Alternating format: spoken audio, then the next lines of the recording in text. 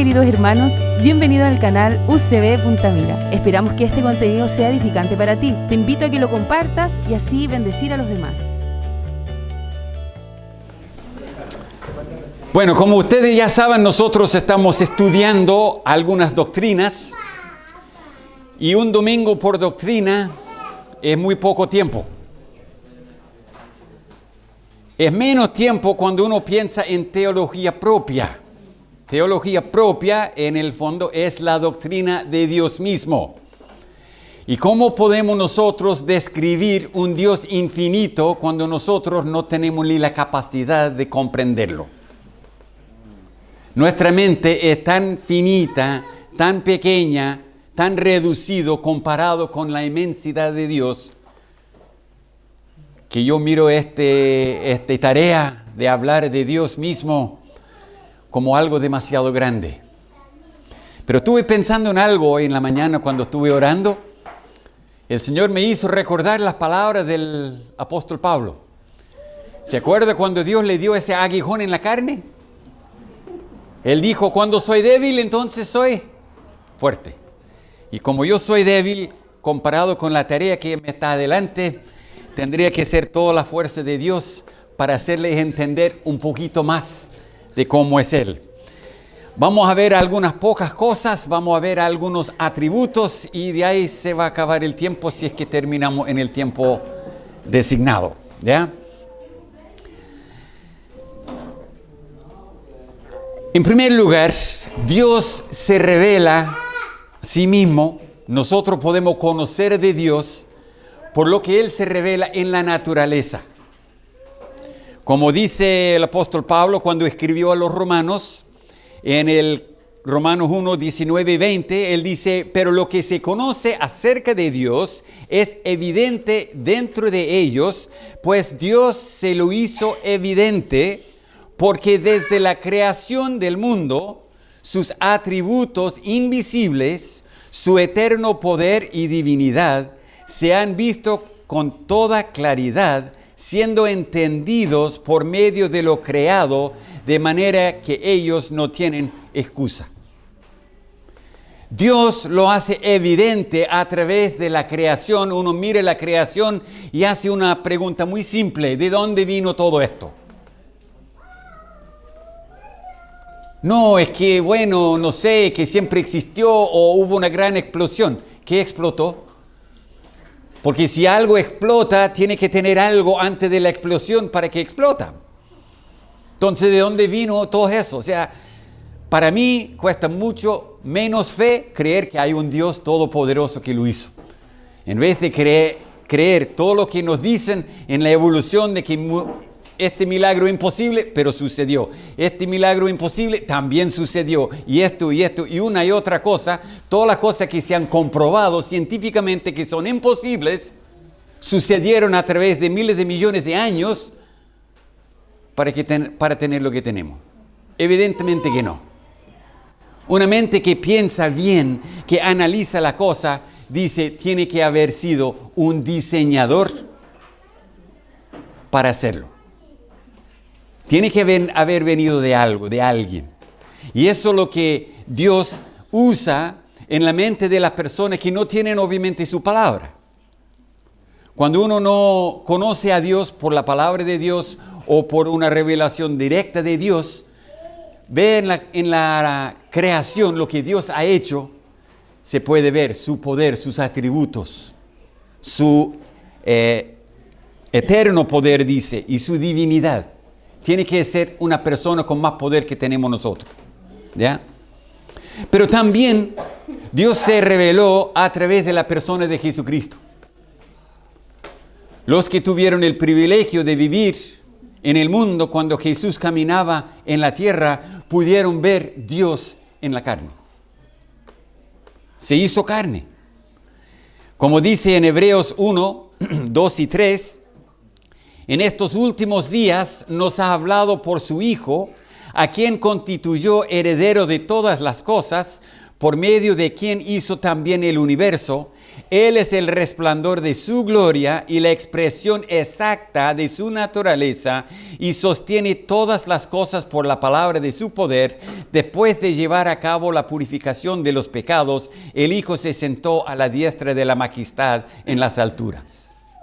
En estos últimos días, antes habló por los profetas, ahora está hablando por su Hijo, en la persona de Jesucristo. Y evidentemente nosotros tenemos la palabra de Dios. Leemos la palabra de Dios, estudiamos la palabra y ahí nos revela las cosas de Dios. Si uno lee, por ejemplo, los evangelios, va a ver de la vida de Jesucristo, va a entender cómo es Dios por la vida de Jesucristo a través de la palabra de Dios. Hay muchos otros versículos, pero el tiempo no nos permite entrar en todo, ¿ya? Pudiéramos tomar un año entero estudiando esta doctrina sin terminarlo, ¿ya? Así que me van a perdonar, vamos a seguir avanzando. ¿Cómo es Dios? Dios se revela, pero ¿en qué forma? Según Juan 4:24, Jesús hablando con la mujer samaritana, él dice, Dios es espíritu. Dios es espíritu. Nosotros no podemos verlo al no ser que se revela a nosotros en alguna forma, generalmente forma humana, de lo que en el Antiguo Testamento leemos muchas veces que Dios apareció. Llegaron 3 hombres caminando, Abraham los vio. En el fondo era Dios revelándose en una forma que el hombre pudo ver. Pero Dios es espíritu. Pero también hay otra cosa. Dios es trino, es una trinidad. La treunidad. ¿Ya? 3 personas en un solo Dios. Una sola esencia. ¿Ya? En Mateo 28, un versículo bien conocido, versículo 19, cuando Jesús manda a sus discípulos a predicar, él dice, vayan pues y hagan discípulos de todas las naciones, bautizándolos en el nombre del Padre y del Hijo y del Espíritu Santo. ¿Ya?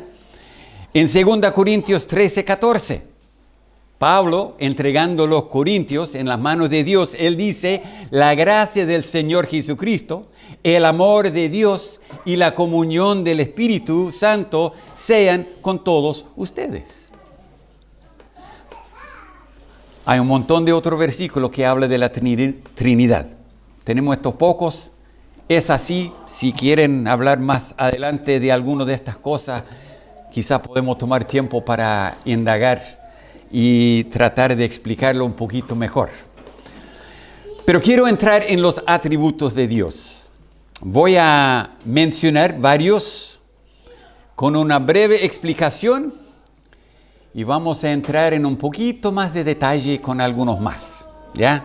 Algunos más que yo he elegido como lo que no hablamos mucho de esos atributos, ¿ya?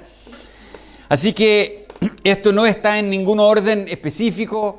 No vamos a entrar en los comunicables, incomunicables y todo esos otros detalles de lo que es la doctrina de Dios con sus atributos. Lo voy mencionando, lo puse en una lista y lo agregué así nomás. Así que perdone la ineficiencia quizás de tratar de organizarlo como el pastor Eloy lo haría a lo mejor. Más organizado que yo, ¿ya? Pero entendemos de la palabra de Dios que Dios es omnisciente. ¿Ya? Omni, todo, siente, ciencia o conocimiento. Todo lo sabe. No hay ningún detalle de nada que haya pasado en el mundo, sea pasado, presente o futuro, que Dios ya no lo sabe. Él ya lo sabe todo. De hecho que el salmista dice, tú conoces mis pensamientos desde lejos. Nosotros no sabemos lo que vamos a pensar en el día de mañana, pero Dios ya lo sabe. Increíble, ¿no? Toda esa capacidad de conocernos. Hasta, dice la Biblia, Él tiene todos los pelos de la cabeza nombrados, o sea, contados. Para algunos es muy fácil. ¿Ya? Que no tienen. Pero algunos otros sí cuesta más. Pero Dios ya lo sabe. Uno dice un detalle insignificante como eso. pero Dios ya lo sabe. Cuando Él tiene todo conocimiento, toda sabiduría, todo lo sabe, no hay detalle alguna que Él ya no lo tiene claro. Omnipresente. Omni, otra vez, todo, presente, en un lugar presente. Está presente en todas partes a la vez. O sea, nosotros estamos aquí en el día de hoy. Dios está aquí con nosotros. Pero en Canadá, en varias iglesias también está ahí.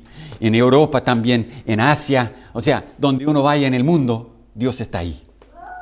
El Salmo 139, si quiere leerlo, el salmista dice, ¿dónde me huiré de tu presencia? Y Él nombra muchos lugares y dice, tú estás ahí. Porque Dios está en todas partes. Omnipotente. Omni, todo, potente, poder. Dios tiene todo poder. Es el Todopoderoso. Muchas veces en la Biblia se hace referencia a Dios como el Todopoderoso. No hay poder que Dios no maneja. Nosotros muchas veces creemos que nuestro Dios es demasiado pequeño, que le falta algo de poder, porque no puede arreglar eso, por eso yo tengo que hacerlo a mi manera. Y después de meter la pata y destruirlo todo y quedar así, con un desorden, con un desastre total, recién llegamos a Dios y ¡pum! En un 2x3 ya lo tiene solucionado. Uno dice, ¿cómo? Bueno, es que Él tiene todo poder. Debemos creerle a Dios lo que Él tiene. También Dios es eterno. Y eso a mí me cuesta. ¿Ya? O sea, es una cosa para mí decir ya vamos a continuar para siempre. Continuar y continuar, continuar. Pero ¿de qué no empezó? Todo lo que nosotros conocemos en este mundo tuvo un principio. En un momento empezó. Pero Dios no. No tiene principio. Y eso ya es más allá de mi capacidad mental. Ya no logro comprender con exactitud un Dios así eterno. Pero así es Él. Él es soberano. Siendo que es todopoderoso, es muy fácil ser soberano. Él gobierna en todo. Está sobre todo. Todo tiene bajo su control. No hay detalle que le escapa. Uno dice, ya el presidente que tenemos o todos los poderes vienen de Dios. Si Dios dice, este hombre no va a gobernar, punto. Y no le falta maneras de hacerlo. Es soberano, completamente y totalmente.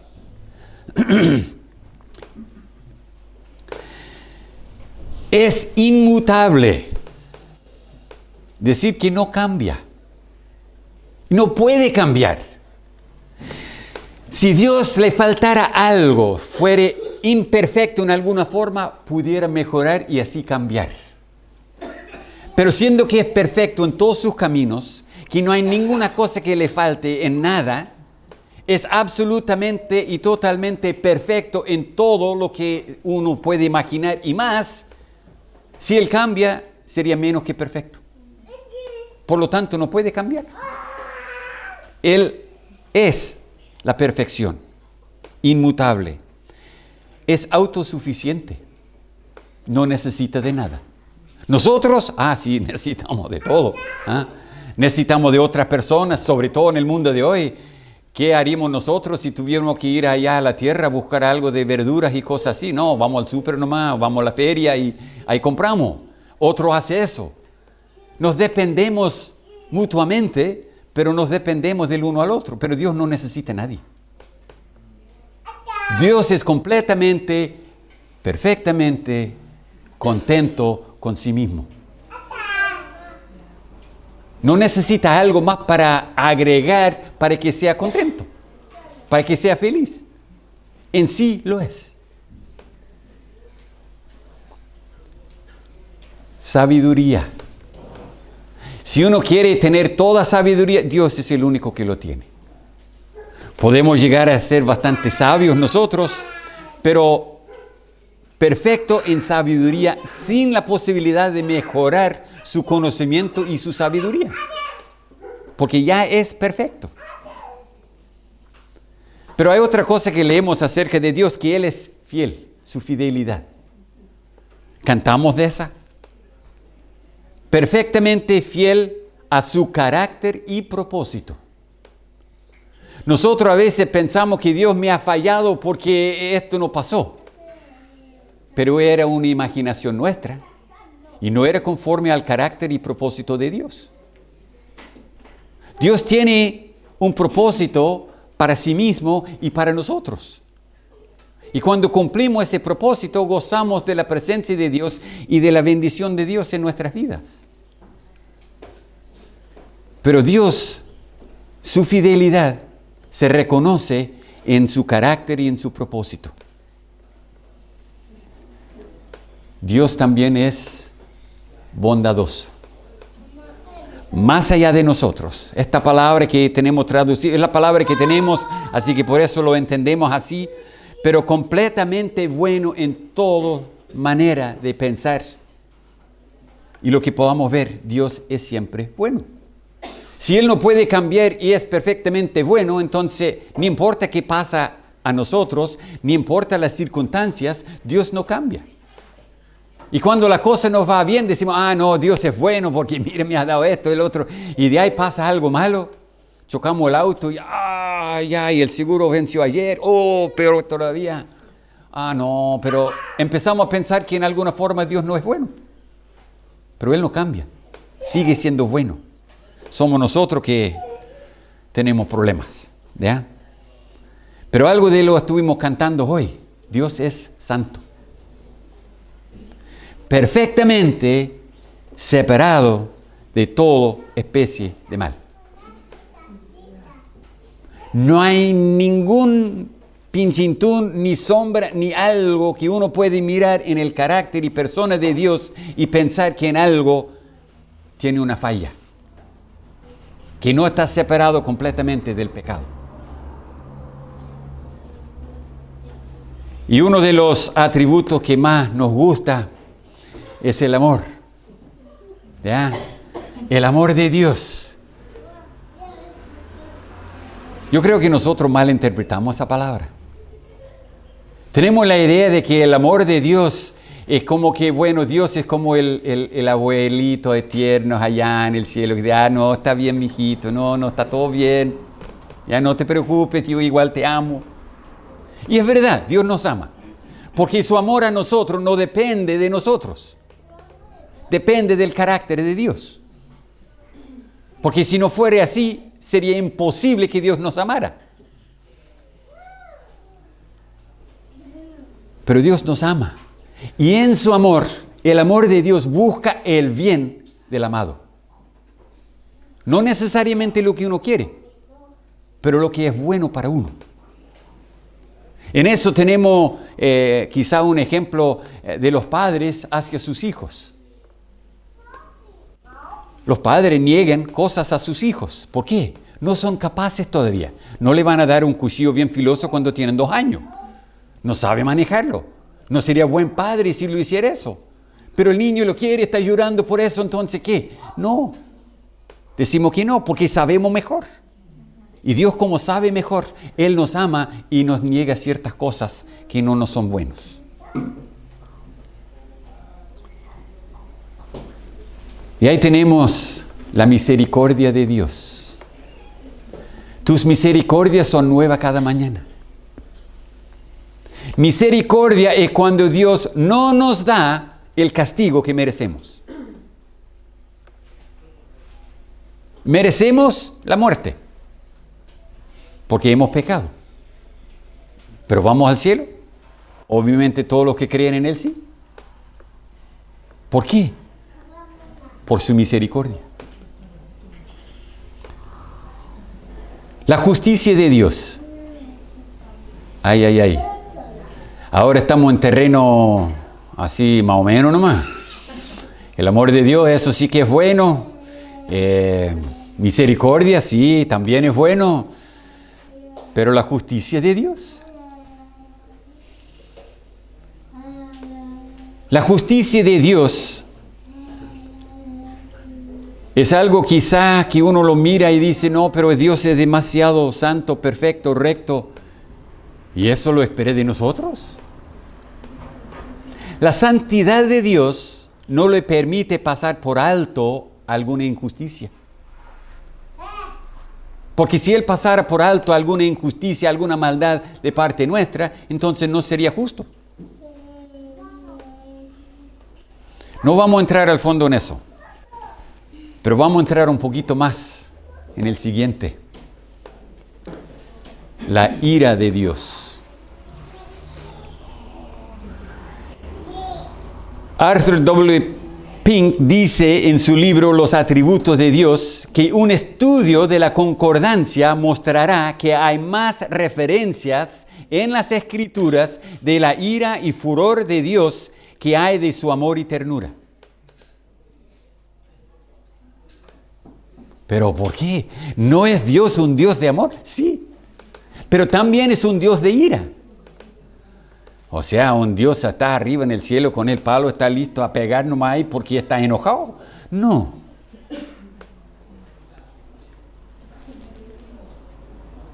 Dios nos creó para ser santos como Él es santo. Como dice 1 de Pedro 1, 15, 16, como aquel que los llamó es santo, así también sean ustedes santos en toda su manera de vivir, porque escrito está, sean santos porque yo soy santo.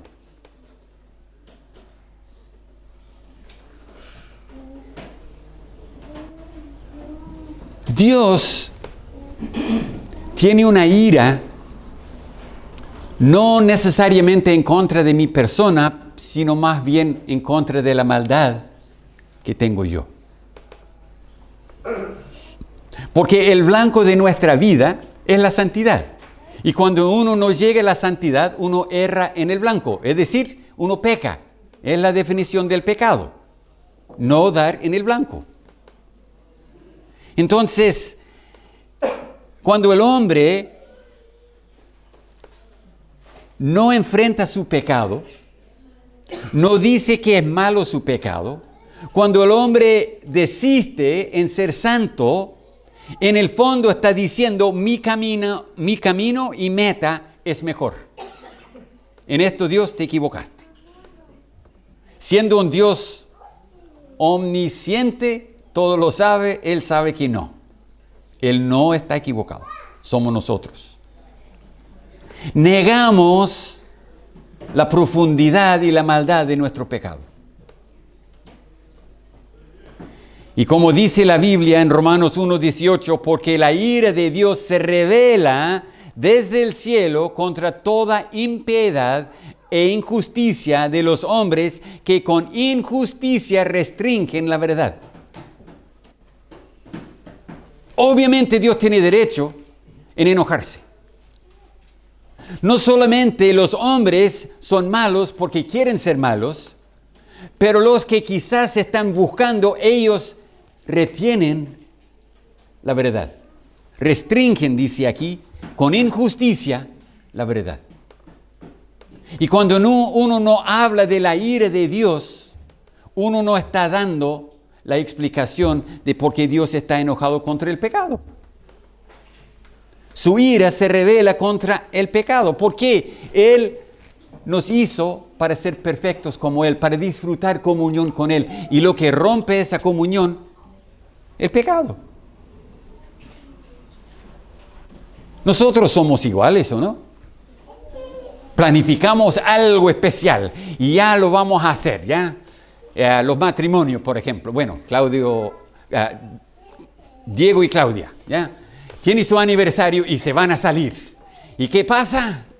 Yo con mi esposa pasamos a visitarlo antes que salgan y los mantenemos ahí y pierden toda su salida. ¿Estarán enojados con nosotros? Con justa razón estarían enojados con nosotros. Es obvio, ¿no? Porque uno tiene un plan, uno tiene algo que está tratando de lograr y viene algo y lo rompe. Y Dios quiere lograr algo con nosotros que es la santidad en nuestras vidas, y viene el pecado y lo rompe, y obviamente Dios está enojado con el pecado. Su ira se revela. La palabra revela aquí es tiempo presente, que es un constante. No es que Dios se enojó en el pasado y dejó de eso. No, es eternamente enojado con el pecado. La ira de Dios es siempre judicial. O sea, la ira de Dios no es como nuestra ira. Nosotros nos enojamos y ¿qué hacemos? Destruimos. Usamos palabras hirientes, ahí hasta algunos con golpes y todo porque está enojado. Dios no es así. Dios no reacciona así.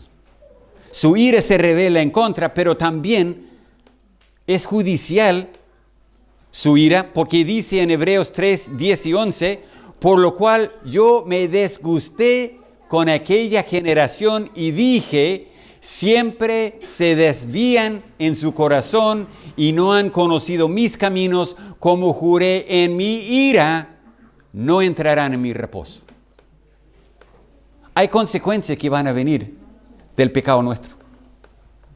Y como dice aquí del pueblo de Israel, que ellos siempre se desvían en su corazón.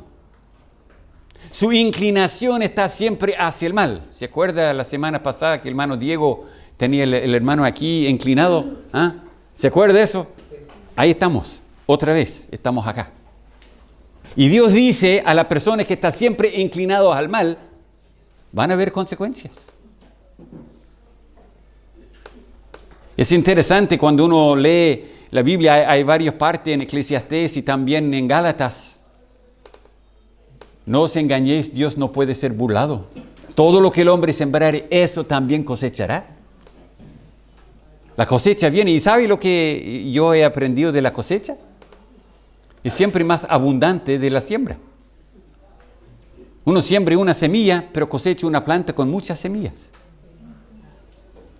Y cuando viene y todo, no, Dios me está en contra. No, está cosechando lo que sembró, hermano. La ira de Dios va a hacer eso. Pero ¿sabe? Hay otro atributo. El celo. Un atributo de Dios, que Dios es celoso. No, no puede ser. ¿No es el celo un pecado? No, hermanos. El celo en sí no es un pecado, igual como la ira. No es un pecado en sí. Es la reacción que le damos en lo que produce el pecado en nosotros. Veamos algunas escrituras. En Éxodo capítulo 20, versículos 4 y 5, cuando Dios está dando la ley, los 10 mandamientos a Moisés, Él dice, no te harás ningún ídolo, ni semejanza alguna de lo que está arriba en el cielo, ni abajo en la tierra, ni en las aguas debajo de la tierra. No los adorarás, ni los servirás, porque yo, el Señor, tu Dios, soy Dios celoso. ¡Wow! Fuerte, ¿no? Dios dice, yo soy Dios celoso. Bueno, terminando eso, dice que Él va a castigar la iniquidad de los padres sobre los hijos hasta la tercera y cuarta generación, que fue en ese momento, pero después Él ya levantó eso. ¿Ya? Pero también, más allá de que es un Dios celoso, Él se identifica con el nombre celoso. Éxodo 34, versículo 14. No adorarás a ningún otro Dios, ya que el Señor, cuyo nombre es celoso, es Dios celoso. Entonces, ¿qué es ese celo que Dios tiene, que nosotros lo entendemos por mal? Pero Dios dice que Él es celoso, su nombre es celoso. ¿Qué exactamente es? Bueno, el celo, en el fondo, es proteger lo propio, lo que uno tiene valor. Otra vez, vamos a los matrimonios. Tiene su hijo jugando y viene otro hijo más grande y empieza a pegar a su hijo. ¿Qué va a hacer? Mira este niño pegando a mi hijo. Ni llorando, Vamos a meternos allá y vamos a sacar ese niño malo y lo vamos a separar de mi hijo, porque mi hijo me es valioso. Ahora, ¿por qué Dios es celoso? Porque Él dice aquí, tenemos otros dioses, otras cosas más importantes. La fama, el dinero y nombre las cosas que quiera. Eso se ha apoderado de nosotros y obviamente Dios es celoso. Él nos hizo para ser santos, Él nos hizo para vivir una vida santa en este mundo y de caminar bien con Él. ¿Y qué hacemos nosotros? Estamos con el pecado. Es una cosa que el pecado esté atacando al Hijo de Dios. Dios está proveyendo una salida. Pero ¿qué pasa, por ejemplo, otra vez matrimonios? Esposas, si ve a su esposo caminando a la mano con otra mujer. Hombres, si ve a su mujer, su esposa caminando a la mano con otro hombre. ¿Hay celos o no? Justa razón, hay celos. Ahora, ¿qué hacemos con eso? Depende si pecamos o no. Pero se imagina a Dios. Él hizo todo para librarnos del pecado. Cristo, cuando Él fue a morir, sufrió enormemente, lloró amargamente, rogaba a Dios: si hay otro camino, sácame de mí esta copa. Hasta transpirar sangre estaba tan agonizando. Con todo ese esfuerzo y llegando a la cruz con un acuerdo con su Padre que Él iba a cargarse del pecado, y en medio de todo eso, con el pecado nuestro sobre Él, Dios le da la espalda. Y Él dice: ¿por qué me has desamparado? Si Dios ha hecho todo eso para librarnos nosotros del pecado, ¿por qué andamos de la mano con el pecado? ¿Qué hace al corazón de Dios cuando nosotros decimos que, se imagina el hombre que viene caminando, de pronto su esposa sale de un negocio, está a la mano con otra mujer y ella se enoja: no, mi amor, no es para tanto. No te enojes tanto, ya eso es poca cosa eso. Nos reímos, pero nosotros hacemos lo mismo con Dios. No, este pecado no importa. ¿Cómo que no importa? Mire el precio que Dios pagó para librarnos de esa, y nosotros decimos: no importa. Con razón Dios es celoso. Tiene cosas mucho mejor para nosotros. Hizo lo imposible para nosotros, posible solamente para Él, para alejarnos del pecado. Y como posesión suya, nos pide guardarnos del pecado. ¿Y lo hacemos? Ya no sé, que quizá algún día. Nosotros no tomamos tan en serio el pecado nuestro como Dios lo ha tomado. Porque Dios ve que es lo que nos va a destruir.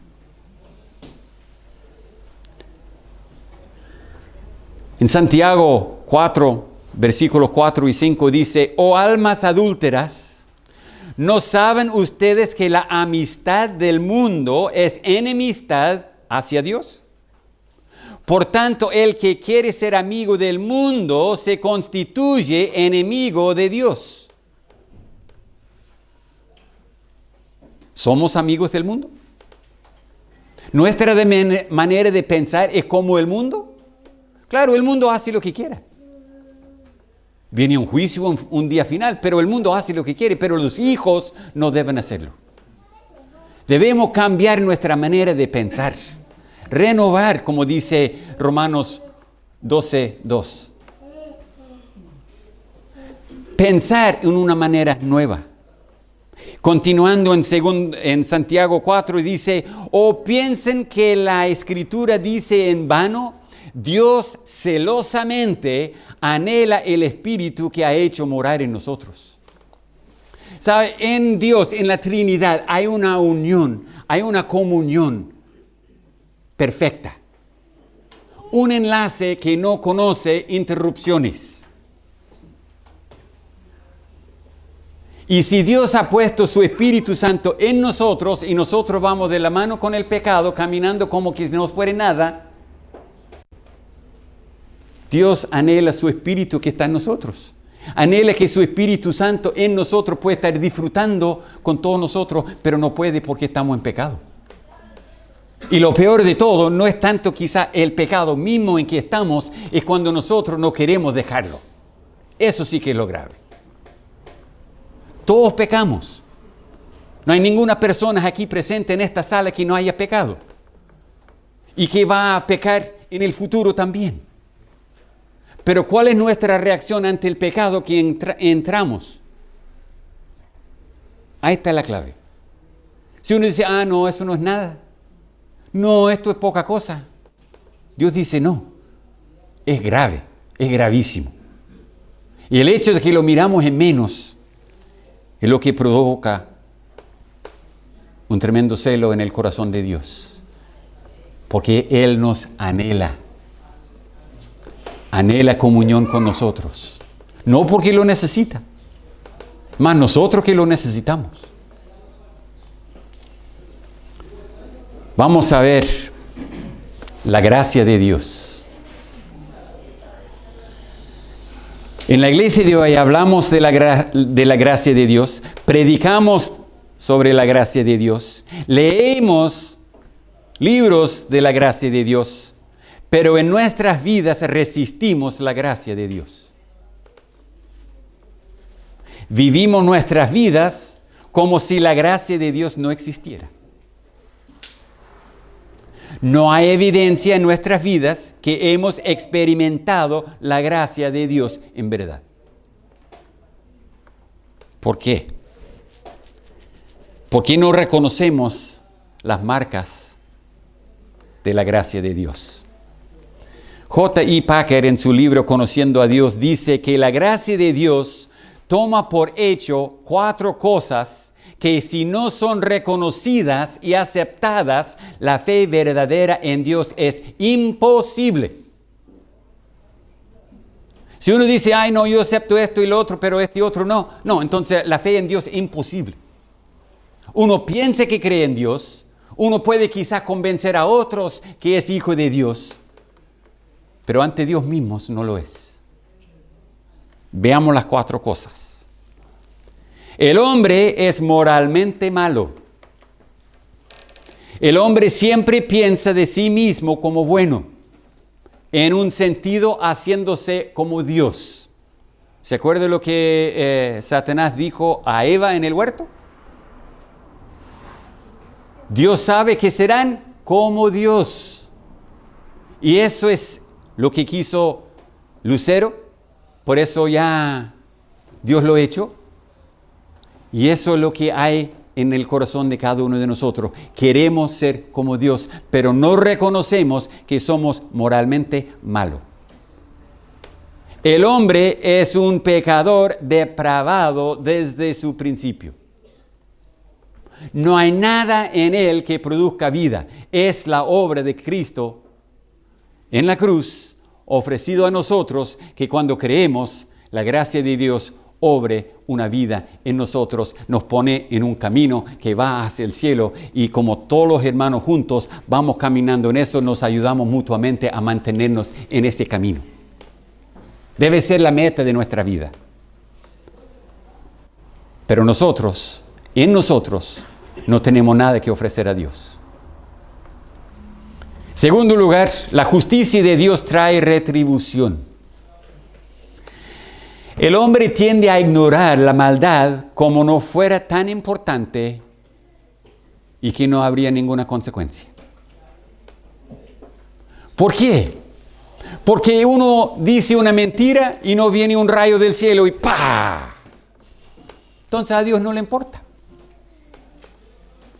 Vivimos como queramos, hacemos lo que nos antoja y no nos damos mayor importancia a eso, porque en ese instante del pecado Dios no nos castiga, entonces el abuelito allá está contento con nosotros. No. Dios juzgará toda obra de todo hombre. Toda mujer también. Esa palabra hombre está usada en el sentido genérico de la raza humana. En tercer lugar, El hombre es espiritualmente impotente. El hombre cree que es bueno, que el hombre puede, pero el hombre cree que puede tener una relación con Dios, pero a mi manera. No. No. Dios dice que no. No es la manera que quiero yo. La única manera de ser salvo es la manera que Dios nos ha entregado en su palabra. La única manera. Jesús dijo, yo soy el camino, no uno de los muchos caminos que hay. El camino. Nadie viene al Padre sino por mí. Y a pesar de que el hombre puede inventar varias cosas como para hacer pensar que está bien, no lo está. Simplemente porque Dios no castiga en el momento, estamos ok.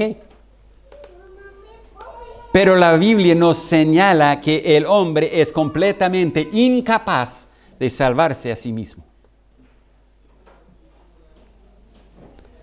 Y la cuarta cosa que debemos nosotros reconocer es la soberanía de Dios. El hombre cree que Dios en alguna forma está obligado a amarnos y ayudarnos. ¿No es cierto? Dios no tiene ninguna obligación hacia el hombre. Si lo salva es porque Él quiere. Solamente Dios puede salvar porque Él quiere. Y si nosotros no somos capaces de reconocer estas cuatro cosas, como dijo Pablo a los Corintios en su segunda carta, se hayan creído en vano, porque no creen en lo que Dios presenta. En el Antiguo Testamento hay un par de palabras que están traducidas gracia. Uno quiere decir favor no merecido de un superior a un inferior, que no se espera ni se consigue por creer. La gracia de Dios no viene a mí porque creo. La gracia de Dios viene a mí porque Dios quiere. No hay obligación de parte de Dios mostrar el favor. Se hace de su generosidad. La segunda palabra tiene la idea de un entusiasta y ardiente deseo para mostrarse en bondad y amor. Involucra una relación entre el que da el beneficio y el que lo recibe. Cuando Dios manifiesta el beneficio, su gracia es firme e inalterable. Viene porque Dios quiere que venga. En el Nuevo Testamento, la palabra significa lo que despierta o asegura gozo, mostrando más la disposición o personalidad de la gracia. Dios está dispuesto en su gracia venir hacia nosotros, buscarnos, darnos vida, levantarnos, hacernos caminar, levantarnos una y otra vez, perdonarnos día tras día. Su gracia hace eso.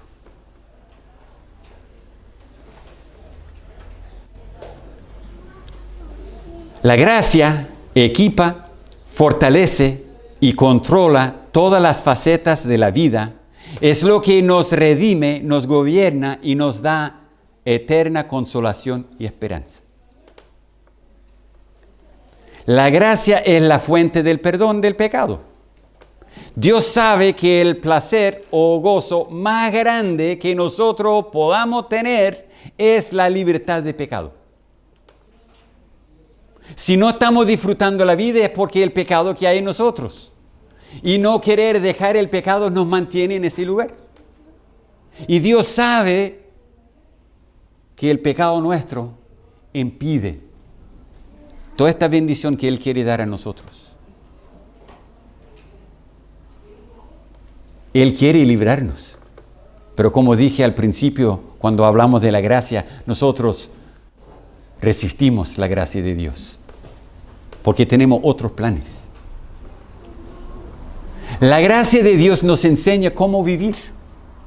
Cuando Pablo escribió su carta a Tito, En el capítulo 2, versículos 11 y 12, él dice, porque la gracia de Dios se ha manifestado trayendo salvación a todos los hombres, enseñándonos. La gracia nos salva, pero también la gracia nos enseña. ¿Qué es lo que nos enseña? Negando la impiedad y los deseos mundanos, vivamos en este mundo sobria, justa y piadosamente. Conociendo la gracia de Dios, en verdad, obtenemos la salvación y somos motivados a una vida separada de pecado y dedicada a Dios. Eso es lo que hace la gracia de Dios en nuestras vidas.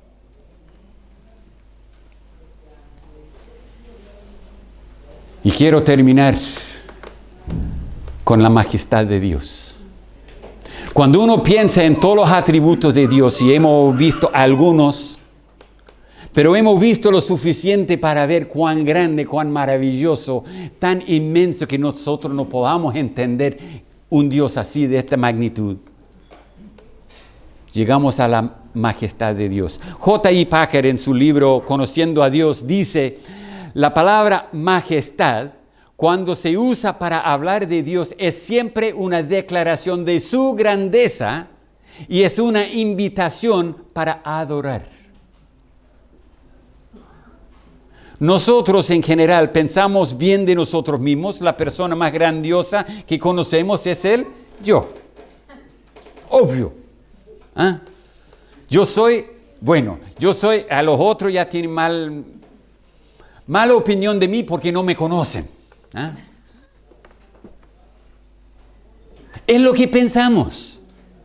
Pero cuando nosotros entramos en la presencia de Dios mismo, el yo desaparece. El yo se va a esconder porque es pecaminoso. Y el yo, desde su escondite, mira hacia un Dios maravilloso, magnificente, y lo único que puede hacer es adorar y alabar ese Dios tan grande.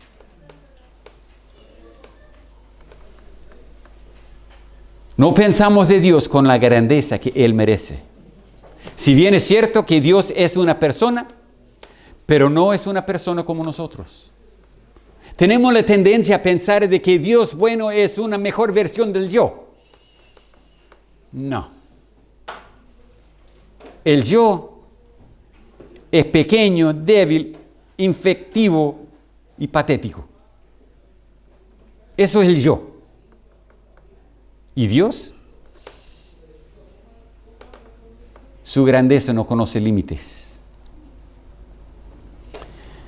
Arthur W. Pink en su libro Los atributos de Dios dice, los paganos fuera del Evangelio hacen dioses de madera y piedra, mientras que los paganos dentro del Evangelio hacen un Dios de su mente carnal.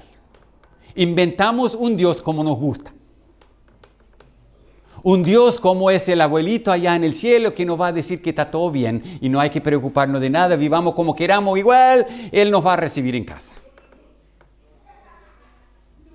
Eso no es el Dios de la Biblia. El Dios de la Biblia quiere eliminar todas estas cosas de nuestra vida. Debemos preguntarnos, ¿acaso somos los paganos dentro de la iglesia? ¿Qué es nuestra visión de Dios mismo?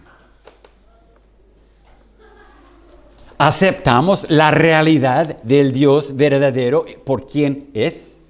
¿Por quien se ha revelado en la Biblia a ser? ¿Somos capaces de hacer eso?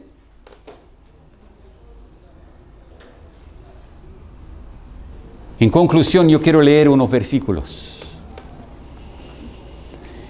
En el año de la muerte del rey Usías, yo vi al Señor sentado sobre un trono alto y sublime, y la orla de su manto llenaba el templo.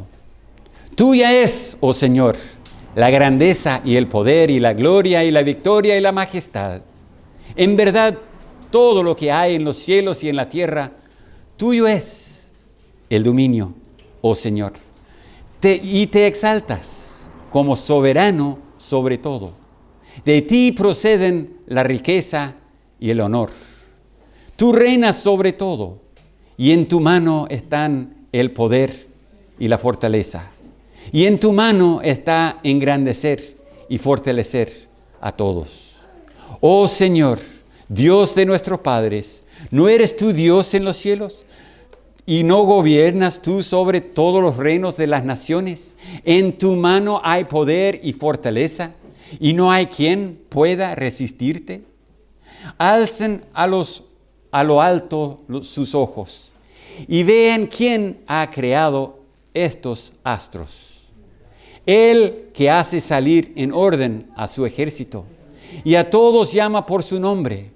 Por la grandeza de su fuerza y la fortaleza de su poder, no falta ni uno. ¿Acaso no sabes? ¿Es que no has oído? El Dios eterno, el Señor, el creador de los confines de la tierra, no se fatiga ni se cansa. Su entendimiento es inescrutable. Oh profundidad de la riqueza y de la sabiduría del conocimiento de Dios. Cuán insondables son sus juicios e inescrutables sus caminos. Porque de Él, por Él y para Él son todas las cosas. A Él sea la gloria para siempre. Amén. Nuestro Padre Celestial, por lo poco que hemos visto de ti, nos conmueva. Tú eres excelso sobre todo. Tu grandeza imposible para nosotros conocer. Tus obras hacia nosotros para salvarnos, para librarnos del pecado, para levantarnos y hacer algo de nosotros, es nuestra única esperanza. Gracias te damos, Padre, por ser un Dios tan grande y tan maravilloso y tan bondadoso hacia cada uno de nosotros. Llénenos de tus bendiciones en el día de hoy, lo pedimos en el nombre de Cristo. Amén.